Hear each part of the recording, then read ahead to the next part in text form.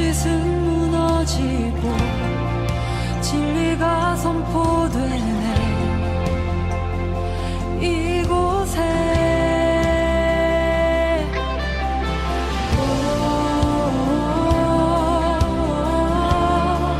생기가 불어오네. 오늘은 여러분들과 함께 열왕기상 15장 1절로 8절 말씀을 통해서 하나님 앞에서 온전하지 못한 왕 아비암이라는 제목으로 말씀을 보도록 하겠습니다. 자, 저는 항상 지금 수요일 날마다 항상 지금 왕에 대한 설교를 하고 있어요. 그렇죠? 이 왕에 대한 설교를 하고 있는데 우리가 지난 시간의 설교 내용을 좀 먼저 간단하게 좀 짚고 넘어가서 그다음에 아비암으로 넘어가도록 하겠습니다. 우리가 지난 시간에는 르호보암에 대해서 살펴봤습니다. 이 르호보암에 대해서 살펴보면서 이 우리에게 주신 영적 교훈이 무엇이라고 했냐면은 우리가 무엇을 선택할 때 우리의 판단의 기준이 분명해야 된다라고 이제 마무리를 했습니다. 분명한 거는 르호보암은 처음에 자신의 아버지 때의 강경책을 좀 거두고 좀 유순한 정책으로 바꿔달라라고 이제 여로보암을 포함한 여러 백성의 지도자들이 그렇게 의사표시를 합니다. 그리고 3일의 시간이 흐른 후에 르호보암은 이제는 원로 대신과의 이야기도 듣고 젊은 대신들의 얘기도 듣는데 근데 자신들과 함께 자랐던 젊은 대신들의 이야기를 참고해서 아버지보다 더 강력한 강경책을 펼친다라고 선포하게 됩니다. 그래서 나는 정갈채책으로 너희들을 다스린다라고 이렇게 선포를 하게 됩니다. 이것은 결국 남북 분열의 갈등을 초래하게 되었고 실제로 여로보암은 자신을 따르는 10개의 지파를 데리고 북이스라엘의 왕이 되는 그런 사태가 일어나게 되었습니다. 그래서 이거는 우리의 삶 속에서도 마찬가지인데 우리가 어떤 뭔가를 선택할 때는 선택의 기준에 따라 감정적 선택, 이성적 선택, 신앙적 선택이 있다고 그랬습니다. 근데 르호보암은 적어도 자신의 감정에 휘둘려서 선택은 하지 않았다 그랬습니다. 왜냐? 여러 사람들의 말을 일단 들어봤기 때문에 그렇다는 것입니다. 근데 르호보암도 결국 자신의 편리, 이익, 그런 기쁨에 의해서 선택을 했고 그런 결과는 곧 나라가 분열되는 그런 결과가 초래됐다는 것입니다. 그렇기 때문에 우리의 신앙인들은 바로 신앙적 선택을 통해서 우리는 뭔가를 결정해야 된다 그랬는데 우리에게 있어서 뭔가를 선택할 때 가장 나와 가까운 사람 또 내 가장 그런 형편, 내 미래도 중요한데 근데 우리 선택의 우선순위는 바로 사명이 되어야 된다라고 이렇게 마무리를 지었던 것 같습니다. 그래서 우리에게 있어서 항상 주님께서 주시는 말씀을 토대로 담대하게 한 걸음씩 나아가야 된다라고 이렇게 르호보암편을 마무리를 지었던 것 같습니다. 자, 그러면 오늘은 이제는 르호보암을 이어서 뒤를 이어서 왕이 된 아비암에 대해서 우리가 살펴보도록 하겠습니다. 이 아비암은 여러분 르호보암 뒤를 이어서 아까도 얘기했지만 르호보암 뒤를 이어서 남유다를 다스린 왕이 아비암이었습니다. 이 남유다의 제2대 왕이었다라는 것입니다. 근데 여기에서 우리가 먼저 짚고 넘어가야 될 게 있는데 그것은 바로 아비암에 대한 평가다라는 것입니다. 우리가 성경을 읽다 보면 혼란이 오는 게 있는데 그것은 바로 뭐냐면 열왕기상에 등장하는 아비암과 역대기에 등장하는 아비암이 표현하는 게 좀 다르다라는 것입니다. 자, 근데 우리가 이게 뭐가 다른지를 좀 먼저 짚고 넘어가야 되는데 자, 다른 부분 첫 번째가 무엇이냐면은 바로 각각의 성경에서 표현하고 있는 그런 왕에 대한 모습이다라는 것입니다. 아비암에 대한 묘사다라는 것입니다. 오늘 말씀인 열왕기상 15장 1절에서 8절 말씀에서의 아비암은 하나님 앞에서 온전하지 못했다라고 아비암을 평가하고 있습니다. 어떤 긍정적인 것도 찾아볼 수 없는 반면에 역대하 13장 1절에서 22절에 등장하는 아비암은 분량도 3배 이릅니다. 그리고 용맹스럽고 기세가 넘치는 왕으로 표현을 하고 있다는 것입니다. 그리고 두 번째는 왕의 이름부터가 다른데 열왕기상에서는 그를 아비얌이라고 부르고 역대하에서는 아비야라고 부르고 있습니다. 근데 오늘 말씀을 전할 때는 열왕기상 말씀이기 때문에 저는 아비얌이라고 그냥 표현을 하도록 하겠습니다. 아무튼 이렇게 아비얌, 아비야 이렇게 표현은 다른데 각각의 왕의 이름을 뜻을 보면 이렇습니다. 아비얌은 아버지의 바다라는 그런 뜻이고 아비야는 내 아버지는 하나님이시다라는 그런 의미를 가지고 있습니다. 그때 당시에는 여러분 다신관의 그런 것도 좀 많았는데 이 다신관의 시선으로 만약에 본다고 한다면 아비암은 우상 숭배적인 명칭이다라는 것입니다. 바다를 인격적인 존재로 느끼고 만물을 미신적으로 숭배하는 왕이다라는 그런 경멸스러운 뜻을 가지고 있는 게 아비암입니다. 반면에 아비야는 하나님을 경외하고 하나님을 아버지로 모신다라는 그런 뜻을 가지고 있습니다. 그리고 또 다른 게 뭐가 있냐면은 왕의 어머니의 이름 또한 다르게 표기가 되고 있다는 것입니다. 열왕기상에서는 아비야의 어머니를 압살롬의 딸 마아가라고 기록하고 있으나 역대하는 우리엘의 딸 미가야라고 소개를 하고 있습니다. 이 외에도 다른 점들이 많지만 여기까지만 하고 마무리를 하겠습니다. 이렇듯 왕의 이름과 왕의 어머니만 봐도 두 성경은 엄청난 차이가 있다는 것을 우리는 알 수가 있는데, 그렇다면 왜 두 성경은 엄청난 차이점이 보이냐라는 것입니다. 자, 왜 차이가 나냐면은 먼저 이 열왕기서가 쓰여진 배경을 봐야 되는데, 이 열왕기서는 바벨론 포로기 때 쓰여진 어떤 인명의 편집자의 시선이다라는 것입니다. 열왕기상, 열왕기하를 쓴 성경의 저자는 사실은 분명치는 않습니다. 일부는 예레미야라고 말하는 구약학자도 있는데 정확히 열왕기서들의 이 편집자는, 저자는 분명치는 않다라는 것입니다. 그래서 이 열왕기서의 이 저자는 바벨론 포로기 때 쓰여졌기 때문에 남북의 분열과 외세에 의한 멸망의 원인을 소위 말하면 하나님을 떠난 왕들에게 이걸 돌리고 있다라는 것입니다. 그렇기 때문에 어느 왕이든 사실은 곱게 보일 리가 없다라는 것입니다. 그러면서 아비암처럼 이스라엘 민족을 위해 특별한 결단이 없는 자는 하나님 앞에 온전하지 못한 왕으로서 표현을 하고 있다는 것입니다. 반면에 역대기는 에스라를 제 저자로 추정하고 있는데, 제2차 바벨론 포로기한의 주역인 에스라는 어떻습니까? 성전을 재건했습니다. 그리고 그것은 곧 다윗 왕조를 통한 하나님의 언약 회복을 의미한다라는 것입니다.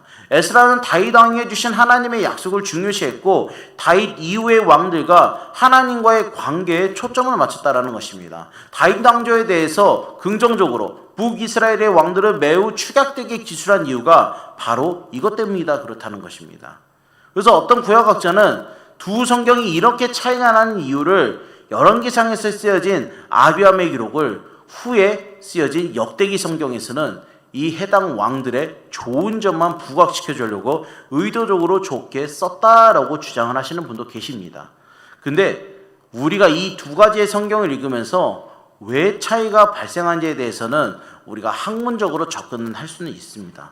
하지만 두 성경의 관점이 이것은 맞고 이것은 틀리다의 관점은 아니다라는 것입니다. 왜냐하면 이것의 관점은 결국 이것들을 기술한 그 성경의 저자의 결정에 달려있다는 것입니다. 그리고 결과적으로 하나님께서는 어떻습니까? 이 두 성경을 전부 다 똑같이 성경으로 인정하셨다는 것입니다. 모두가 다 허락하셨다는 것입니다. 그래서 우리는 이 모든 것들을 고려해서 읽어야 된다는 것입니다. 그러나 오늘은 열왕기상 관점을 통해서만 아비암을 살펴볼 것이고, 아비암을 통해서 오늘날 우리에게 주시는 영적 교훈을 한번 살펴보고자 합니다. 자, 1절 말씀에서 이렇게 말하고 있습니다. 뭐라고 말하고 있냐면, 느밧의 아들 여로보암 왕 18째 해에 아비암이 유다 왕이 되고라고 말을 하고 있습니다. 본문 1절은 남유다의 왕 아비암을 설명하면서 동시에 북이스라엘의 왕을 언급하고 있는 부분이다라는 것입니다. 이러한 설명 방식은 열왕기서 전체에서 반복적으로 나타나는 표현 방식입니다. 그래서 이는 북이스라엘의 왕을 언급할 때도 동시대에 남유다 왕이 언급되는 것을 통해서도 드러난다라는 것입니다. 이와 같은 서술 방식은 현재 이스라엘이 남유다와 북이스라엘이 분열되어 있다고 할지라도 하나님께서는 유다뿐만 아니라 북이스라엘 백성들도 동일하게 자기의 백성으로 여기고 있다는 것을 간접적으로 보여주는 게 1절 말씀이다라는 것입니다. 물론 르호보암과 여로보암의 잘못된 결정으로 벌어진 역사의 큰 소용돌이 속에서 힘이 없던 평범한 북이스라엘 사람들은 한순간에 예루살렘에서 하나님을 예배하는 길이 막혀버렸다는 것입니다. 이를 안타깝게 여기던 북이스라엘 사람들 중에는 하나님께서 자기들을 버렸다라고 생각하는 사람들도 분명히 있을 것이다라는 것입니다. 하지만 성경에 기록된 각 나라들에 대한 설명을 살펴봤을 때 하나님의 관심과 시선 속에서 북이스라엘도 항상 포함이 되어 있다는 것입니다. 이러한 점을 생각해 봤을 때 우리 하나님께서는 한번 사랑하기 시작한 자신의 백성들을 끝까지 사랑하시는 분이다라는 것을 알 수가 있다는 것입니다. 오늘 말씀이 2절과 3절에서는 이렇게 말하고 있습니다. 뭐라고 말하고 있냐면 예루살렘에서 3년 동안 다스리니라. 그의 어머니 이름은 마아가요 아비살롬의 딸이더라. 아비암이 그의 아버지가 이미 행한 모든 죄를 행하고 그의 마음이 그의 조상 다윗의 마음과 같지 아니하여 그의 하나님 여호와 앞에 온전하지 못하였으나라고 말을 하고 있습니다. 먼저 2절에서는 유다 왕 아비암이 3년밖에 이스라엘을 다스리지 못했다라고 기록하고 있습니다. 여러분, 아비암의 통치 기간이 이렇게 짧을 수밖에 없었던 이유는 본문 3절에 기록되어 있는 것과 같이 아비암의 마음이 그의 조상 다윗과 같지 아니하였고 또 그는 하나님 앞에서 어떻습니까? 온전하지 못했다라고 성경은 말하고 있다는 것입니다. 여기서 우리는 몇 가지 질문을 가질 수 있습니다. 어떤 질문이냐면은 먼저는 도대체 누가 하나님 앞에서 온전할 수 있는가라는 질문이며 또 본문 3절이 말하는 다윗은 과연 온전했는가라는 그런 질문을 가질 수 있습니다. 오늘 본문은 이 질문들에 대한 답을 이렇게 제시하고 있는데 인간의 온전함은 하나님 앞에서 그 행위의 완벽함에서 오는 것이 아니라 하나님을 사랑하는 마음으로 시작하여 하나님께서 이끌어주시는 온전함의 자리로 조금씩 나아가는 것이다 라고 오늘 본문에서는 이렇게 답을 주고 있다는 것입니다. 이와 같이 하나님께서 칭찬하시는 이 다윗의 마음의 특징은 하나님을 사랑하는 마음이었다는 것입니다. 다윗의 인생에는 여러분 잘 아시는 것처럼 여러 번 큰 잘못이 있었습니다. 근데 다윗에게 하나님을 사랑하는 마음이 있었기 때문에 다윗은 하나님의 은혜 속에서 하나님께서 온전하다라고 여겨주시는 자리로 나아갈 수 있었다는 것입니다. 하지만 다른 대부분의 왕들은 그렇지 못했다는 것입니다. 그들은 하나님을 사랑하기보다 자기 자신을 더 사랑했다는 것입니다. 그러나 하나님을 사랑하지 않고 자신을 사랑하는 마음을 가진 왕들은 하나같이 불행한 인생을 살았다는 것입니다. 그들은 최고 권력자임에도 불구하고 자기 자신만을 사랑했기 때문에 그 인생이 병들고 엉뚱한 방향으로 흐르기 시작했다는 것입니다. 이건 참 그런 것 같습니다. 하나님께서는 하나님을 사랑하는 자들의 인생은 든든하고 온전하게 세워주신다는 것입니다. 근데 이와 반대로 하나님을 사랑하지 않고 자신만을 사랑하는 사람들의 인생은 그가 어떠한 위치에 있다고 하더라도 3년 안에 무너질 수도 있고 7일 만에도 무너질 수 있다는 것을 오늘 본문은 가르쳐주고 있다는 것입니다. 사실 3년 만에 무너진 아비암은 스스로 억울해할 수도 있습니다. 그는 그저 아버지로부터 보고 배운 것을 따라서 아버지의 통치 방식을 따라한 것에 불과하기 때문이다라는 것입니다. 하지만 이러한 행동도 깊이 들여다보면 하나님보다 자기 자신을 사랑해서 아버지의 통치 방식, 즉 하나님께서 보시기에 죄가 되는 행동들을 따라한 것이다라는 것입니다. 여러분, 우리가 살다 보면 어떻습니까? 자신은 그럴 의도가 전혀 없는데 주변의 환경 때문에 어쩔 수 없이 어떠한 잘못을 저질렀다라고 일종의 억울함을 토로하는 경우를 우리는 만나게 된다는 것입니다.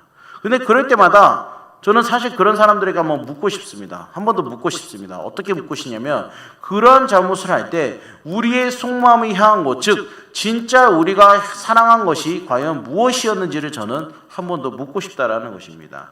우리의 마음이 하나님을 향한 사랑으로 가득한다고 한다면 주변 다양한 일들이나 어려운 상황은 결코 우리를 흔들 수가 없다라는 것입니다. 그렇게 되면 우리는 이 하나님의 사랑과 말씀으로 견고해짐으로써 세상 어느 곳에 가도 하나님과 행복하게 동행할 수 있는 평안을 얻게 된다는 것입니다. 그리고 그렇게 주님과 동행하는 사람을 하나님께서는 뭐라고 말하고 있냐면 온전한 사람이다라고 정의하고 있다는 것입니다.